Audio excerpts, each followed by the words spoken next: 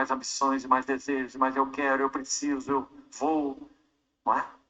Prosperidade, prazeres, deleites, lazeres, hedonismo,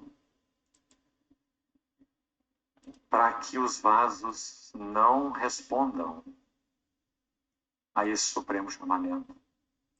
Meus queridos irmãos e irmãs, tão breve vem o dia em que o Supremo Pastor vai se manifestar. E quão difícil será, penso eu, para alguns de nós, olharem para trás e terem aquela visão final. Que nós fomos salvos como que através do fogo, como Paulo diz em 1 Coríntios 3. Uma roupa chamuscada. Mas aquilo que nós gastamos tanto com elas, madeira, feno e palha, foram queimados. Nada sobrou. Nada foi útil na edificação de Deus, mas nós gastamos tanto suor, tanta energia, tanto tempo, tanto investimento. Madeira, feno e palha.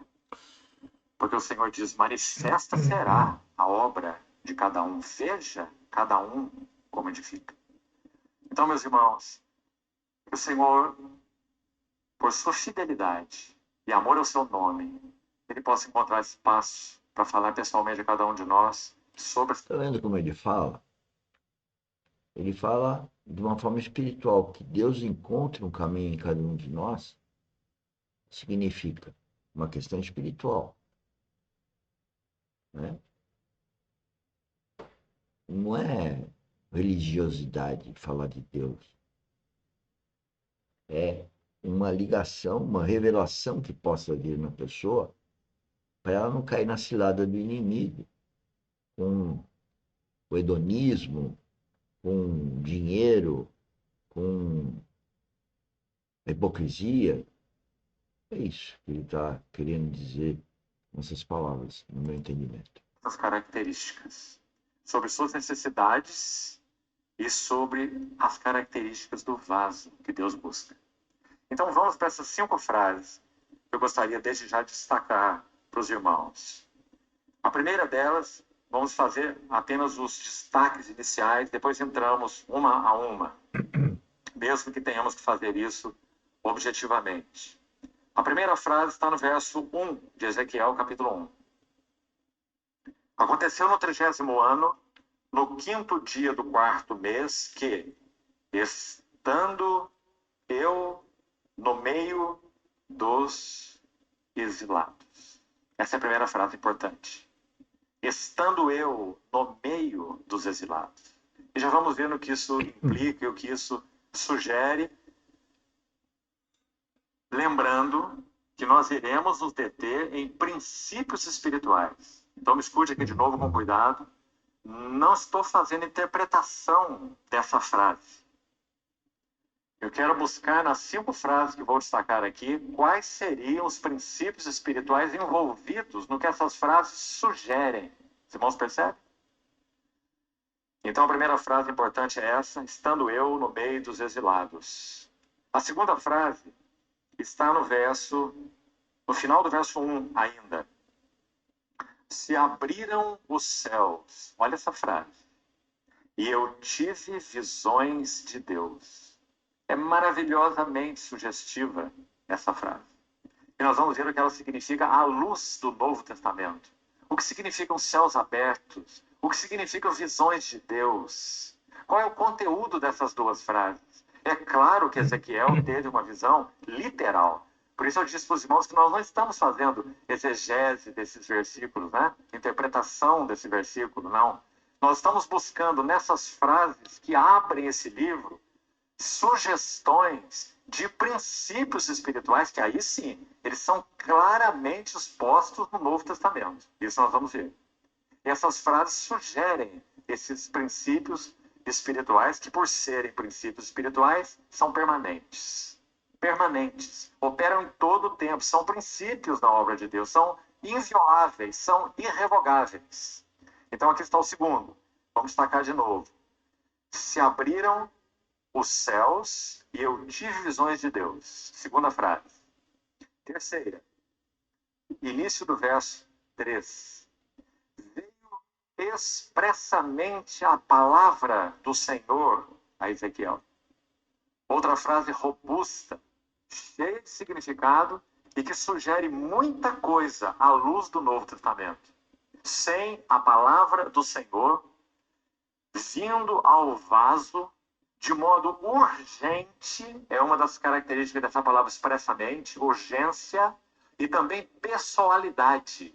A palavra veio a Ezequiel de modo urgente, por isso levou a experimentar o que ele experimentou, e nós vamos citar alguma coisa, e ela veio a Ezequiel de modo pessoal.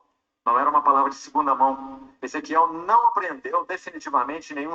Então veja fatos que ocorreram, que está na Bíblia. Veja que ele pega pontos em vários lugares para fazer esse estudo e trazer para a gente o que essas várias coisas que estão na Bíblia convergem sobre um princípio, ou sobre princípios da vida espiritual. Seminário. Ezequiel recebeu claramente a palavra do Senhor, que trouxe o fardo do Senhor para o seu coração. É isso que significa, veio expressamente a palavra do Senhor. Aliás, é uma expressão, quando falarmos sobre a vida de João... Isso pode acontecer com qualquer filho de Deus. O problema é ouvir e fazer o que foi mandado. Obediência ao Pai Celestial através do Espírito Santo. Batista, muito interessante, Lucas 3, vai citar como a palavra do Senhor veio a João. A mesma expressão. No tempo de Tibério César, era o governador fulano de tal, era o superintendente o outro, e mais esse, mais aquele, era o sumo sacerdote Anás, Caifás, cita as autoridades políticas, cita as autoridades religiosas, então diz assim, e veio a palavra do Senhor a João no deserto. Aí, ó. Veio a palavra espiritual a João, não às entidades políticas, não aos poderosos, quer seja eclesiásticos, quer seja políticos.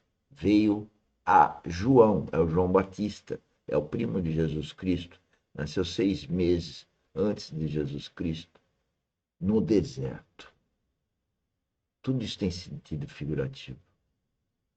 Foi o que aconteceu lá. Para nós, é sentido figurativo, simbólico, mas de vida espiritual. O que é deserto aí? É a falta de espiritualidade na sociedade, num grupo de pessoas. E daí o título dessa conferência, que é Tempo de Esterilidade Espiritual. E nós estamos vivendo esse tempo. Hoje eu noto, hoje tive vários contatos, falei com várias pessoas, eu percebi que as pessoas não percebem e não ouvem a outra. Elas falam em cima, entram no meio, não ouvem o outro. Você fala uma coisa, ela não ouve. E às vezes até ouve um som, sabe repetir, mas cadê a atitude condizente àquilo que foi dito? Ela passa por cima. É uma questão muito séria que estamos vivendo. Só que a esterilidade espiritual faz que não haja discernimento disso. Nem para os políticos e nem para os eclesiásticos, mas para João no deserto. Porque tanto o governo civil quanto o governo religioso estavam falidos. Então veio a palavra do Senhor a João no deserto. E aqui é a mesma coisa. Veio expressamente a palavra do Senhor a Ezequiel. E essa é a terceira frase. A quarta frase importante. A Ezequiel, essa é a frase, a Ezequiel, filho de Buzi, o sacerdote. O que será que pode conter nessa frase tão importante? Nós vamos ver. Há muita coisa nessa frase. A palavra veio a Ezequiel, repetindo, filho de Buzi, o sacerdote. Mas o que Deus carecia nesse momento não era de mais um sacerdote. Não havia sacerdote demais. E, aliás, a esmagadora maioria deles, promíscuos. Tanto é que o povo de Deus estava no cativeiro.